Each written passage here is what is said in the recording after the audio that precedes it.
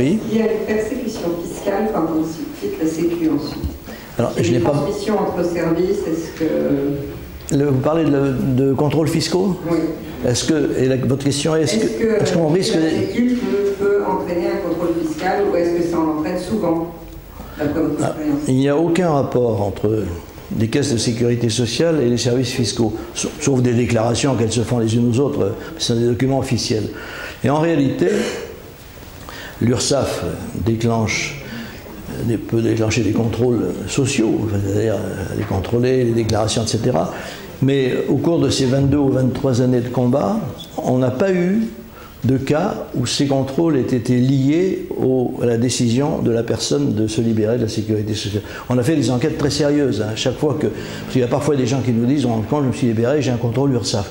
Alors, dans ces cas-là, souvent, enfin, on lui parle, on va le voir parfois, et on examine vraiment, parce que pour nous, c'est très important de savoir si c'est le cas, parce que la défense n'est pas la même. Hein. Si c'est une rétorsion contre une décision légale, alors là, ça devient autre chose. Hein. On peut porter plainte pour harcèlement, etc. Mais le plus souvent, même tout le temps, même, on n'a jamais vu un seul cas où le contrôle URSSAF a pu être qualifié d'abusif, ni de lié à la décision personnelle du cotisant, par force, de l'URSSAF, de se libérer. Quant aux contrôles fiscaux, il n'y en a jamais eu à la suite de ça, sauf en ce qui me concerne, et ça n'était pas lié à cela. Je vais vous dire pourquoi. C'est parce que j'ai eu mais lorsque ce combat ne m'a pas fait beaucoup de bien financièrement, vous l'imaginez, quand on est sur les routes de France et de Navarre et qu'on passe beaucoup de temps à défendre tout le monde, on travaille un peu moins quand même. Bon, même si j'ai toujours travaillé, j'ai jamais vécu d'autre chose que de mon travail.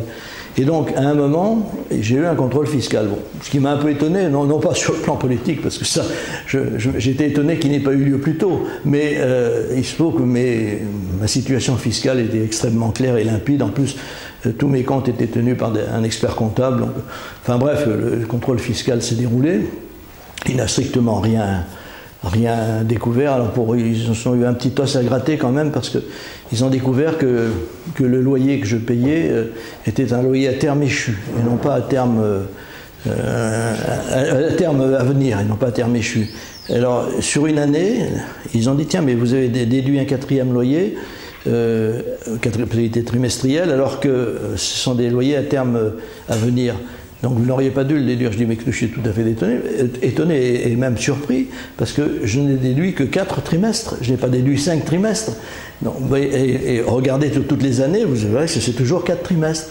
Et alors, mon expert comptable m'a dit, écoute, bon c'était un ami en plus, il m'a dit écoute, s'ils n'ont vraiment trouvé que ça, ils n'avaient rien d'autre à trouver, laisse tomber, tu ne vas pas aller dans la commission paritaire des impôts pour quelques centaines d'euros, ça ne vaut pas le coup. Et effectivement, c'était la seule chose. Et alors, mais j'ai quand même poursuivi en demandant au directeur des services fiscaux ce qui m'avait valu l'honneur de ce contrôle.